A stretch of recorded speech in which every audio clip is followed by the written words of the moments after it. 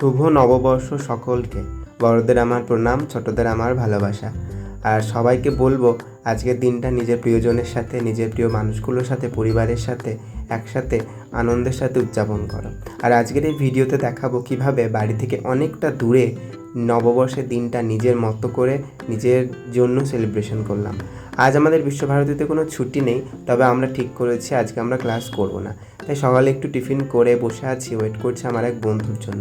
দুজনে মিলে যাব সৃজনী শিল্পগ্রামে।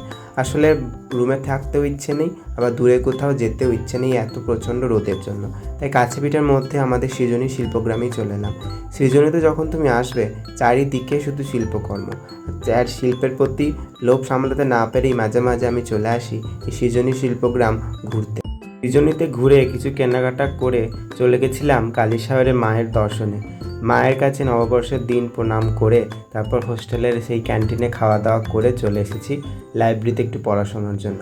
আর আজকে একটা ভালো ব্যাপার হলো যে হোস্টেলে ক্যান্টিনে সে প্রতিদিনের অখাদ্য খাবারের চাইতে আজকে নববর্ষের দিনে একটু ভালো খাবারই করেছিল। তো নববর্ষের দিনেও লাইব্রেরিতে বসে বসে একটু পড়াশোনা করছি।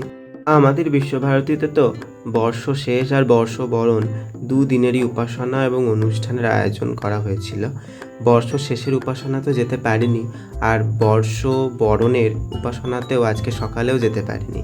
সেই জন্য আজকে সন্ধ্যাবেলা আছে আমাদের নৃত্যনাট্য ভানু সিংহের পদাবলী, সেটাই দেখার জন্য এখন যাচ্ছি আমাদের গৌড় প্রাঙ্গণে। নববর্ষে পুরো দিনটা বাড়ি থেকে অনেকটা দূরে থাকা সত্ত্বেও যে এত সুন্দরভাবে কাটবে আমি ভাবেইনি। আরও ভালো লাগতো যদি সকালের উপাসনাগুলোতে আমি আসতে পারতাম। তো তোমরা তোমাদের নববর্ষের দিনটা কিভাবে নিজের প্রিয়জনের সাথে, নিজের পরিবারের মানুষজনের সাথে কাটালে অবশ্যই কমেন্টে